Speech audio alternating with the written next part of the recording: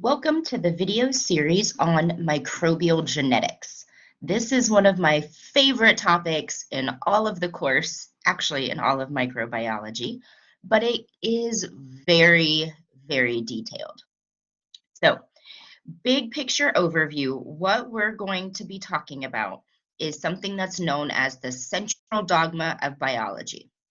So a lot of people have heard that DNA is the genetic material, right, of living things. But what does that mean? Sometimes you hear it phrased as the genetic code. Also cool, but what does that mean? Why is DNA so important? Well, it's important because DNA provide the instructions that the cell needs to make proteins, which are the workers of the cell. There are tons of different types of proteins. They each have their own unique job and role within the cell. And so it's absolutely critical that DNA be expressed or be interpreted properly and expressed as proteins. So as you can see in this image here, we're going to use DNA, okay, and we are going to use it to create a piece of RNA. And that happens through a process known as transcription.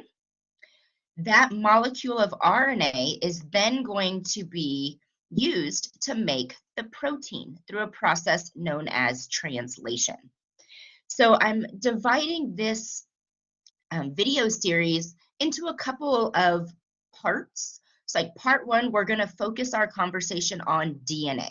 What are the features of DNA? How is DNA replicated, right? Because anytime a new cell is made, which happens pretty frequently, that cell has to also have a copy or a piece of DNA. And so DNA from an existing cell must be copied so that the new cell can have some. But we don't want to use up that DNA, right? We always need the DNA to be present. So that's why we're going to talk about transcription in part two, because that's where we use a piece of DNA as a template to create RNA. Okay, so RNA is going to be a separate molecule from DNA. And then it's that RNA that's actually used by the ribosome to make proteins. So I think of RNA kind of like the middleman. So think of a company, right? Let's use Blinn. Let's say DNA, right? That genetic material, that super important piece of information. We're going to call that the chancellor of A&M, the tippity top of the hierarchy. And the proteins are the workers of the cell. So in my ACC example, that's people like me, the teachers, faculty, and staff that, help make education happen. Do you think the chancellor of ACC calls me up every time he needs to make a decision? No, right? We probably don't even speak the same language in terms of job description, right? He has to think about budget and all these things that I am not privy to, right? Just like I deal with things day to day that he may not have worried about. When's the last time he built a PowerPoint? I don't know. So normally there's a middleman, right, that takes faculty needs and talks to the chancellor about it. When the chancellor makes decisions, right, that information gets funneled down through our deans and department chairs, right, down to the faculty and staff. So think of RNA as kind of that middleman. It knows what DNA wants, but it needs to kind of put it in terms that the ribosome, that protein-making machine, is able to understand so that the proteins can actually be made. All right, so this is really the meat and potatoes of biology. All right, so some people call it the central dogma of biology, but it's also known as gene expression. You might have heard somebody say, oh, my family has really good genes. They're probably not talking about the denim kind, right, that you wear as pants. But when you say gene, as in Gene, a gene is a piece of the DNA molecule.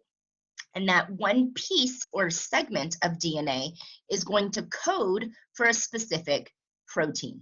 Now, I'm going to give a really watered down, simplified expression. Genetics is much more complicated than I'm about to let on. But there are proteins that, determine your eye color. There are proteins that affect skin color. There are proteins that affect height, all the things that make you you, okay? Proteins are responsible for.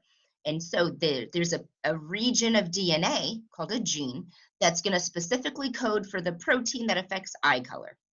Then a different segment of DNA or a different gene is going to make a protein that impacts skin color.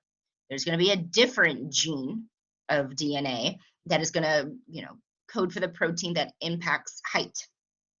So each little piece of the larger DNA molecule is going to code for its own protein. So we also call this DNA, RNA, protein process, we call it gene expression, because you are trying to take a gene, that piece of DNA, and express it as a protein. So it can go do whatever it needs to do in the cell. Okay, so if you hear central dogma, please know that it's interchangeable with gene expression and vice versa. But when you hear gene expression, okay, it's made up of two big pieces, at least in the prokaryotic bacterial world that we're focusing our attention. And that is, the first step is transcription, where DNA is going to be used to make a piece of RNA. Then the second half is translation, where that RNA molecule is used to make a protein. Now, as I mentioned at the beginning of this video, we're also going to talk about DNA replication, just because without DNA and understanding its features and how that works, it's going to be a lot harder to understand transcription and translation. Okay, so just know that when we are talking about the process of having proteins be our end game, DNA replication isn't actually a part of that, but it is critical to understanding DNA, which kicks off this whole process. Okay, so gene expression is transcription followed by translation. All right, y'all. This is a good little intro video. Hopefully it's kind of shed some light on what we're going to talk about and kind of what our big picture goal is of understanding how the cell uses DNA to make some of the other important macromolecules. Let me know if y'all have any questions.